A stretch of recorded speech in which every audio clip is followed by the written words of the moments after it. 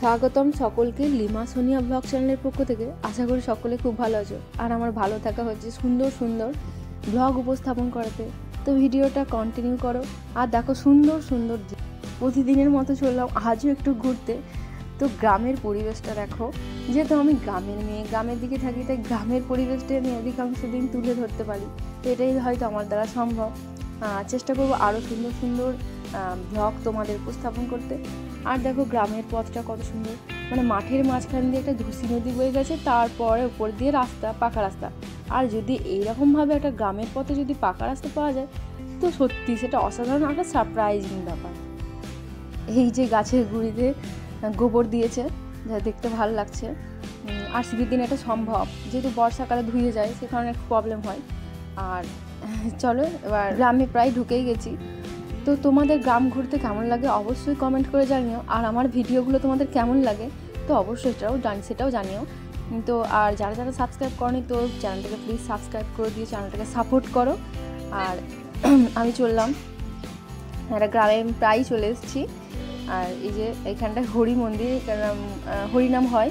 আর এখনকার দিনে হেমন্ত ঋতুতে আমাদের এই যে ধান চাষ হয়, এদিকে যে কুটি ধান ঝাড়া হয়, সেই কুটিগুলো শুকোনোর জন্য রাস্তায় এখন ফেলে রেখে দেয়।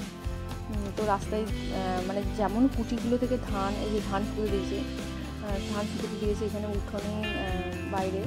আর কুটিগুলো এই জন্যই বাইরে রাখা হয়, বাইরে রাস্তায় ফেলে রাখে, যদি ধান থাকে ধানটা বেরিয়ে যায় আর কুটিটাও শুকিয়ে যায়। মানে গাছপালার আওতায় হয়তো কুটিটা নাও শুকোতে পারে তাদের উঠোনে, সে কারণে। আর জায়গার যদি একটু অভাব থাকে। তো কেমন লাগছে আমার ভিডিওগুলো অবশ্যই জানিও। আর যেহেতু সাইকেল চালাচ্ছি, হাতে ফোনটা আছে, ফোনটা আমার কাঁপছে, বুঝতেই পারছো। তো একটু কষ্ট করে মানিয়ে নিয়ে দেখো। আর কি বলতো, শীতের দিনে না আমার সাইকেলে করে ঘুরতে অসাধারণ লাগে। মানে কোনো এনার্জি লস হয় না, কোনোভাবে বিরক্তি লাগে না যে ওই একটু ছাওয়াই গিয়ে দাঁড়াবো। এটা কিন্তু বেনিফিট শীতকালে। তো আমার শীতকালে কিন্তু সাইকেলে করে অসাধারণ লাগে। তো তোমাদের যদি এরকমই, যদি কারো যদি এরকম ভালো লাগা থাকে, তো কমেন্ট করে সেটাও জানিও। তো সামনেই দেখছি একটা ছোট্ট গাঁদার বাগান করেছে, গাঁদা ফুলের বাগান। প্রিয় মানুষ বোঝাই যাচ্ছে, আওতার মধ্যে থেকে গাঁদা ফুলের বাগান। তো দারুণ, আমার খুব ভালো লেগেছে, মন ছোঁয়া ব্যাপার এটা। আর দেখো বাড়ির লোকেশনটাও বেশ দারুণ, মানে একদম গাছের ছাওয়ার মধ্যে ছোট্ট কুটি, বেশ মন ছুঁয়ে গেল। আর এই যে সামনে এই গাছটা, আমি জানি না, নাম জানি না, তো তোমরা যদি জেনে থাকো প্লিজ বলো। গাছটা খুব সুন্দর, বেশ নজর করা।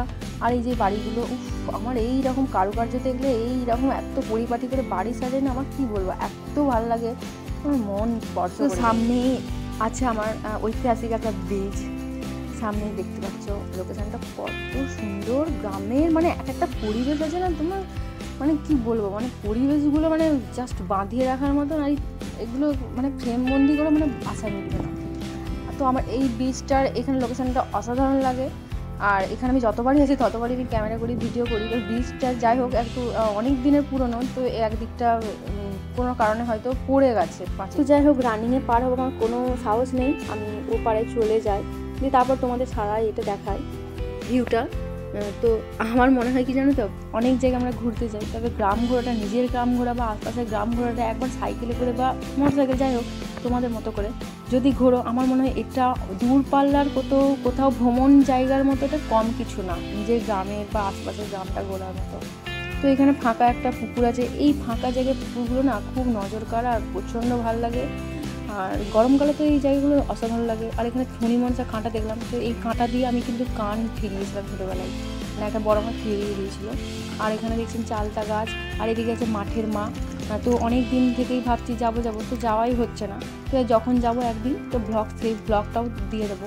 আর এখানে পুকুরগুলো দেখলাম মাছ চাষ করেছে বোধহয়, বাঁশ দেওয়া আছে, মানে উপদ্রব, কেউ যদি কুমতলবে যদি মাছ তোলার চিন্তা ভাবনা নেয়, সে কারণে এটা অনেক বললাম। একটা ছোট্ট একটা গ্রামটা খুবই ছোট্ট।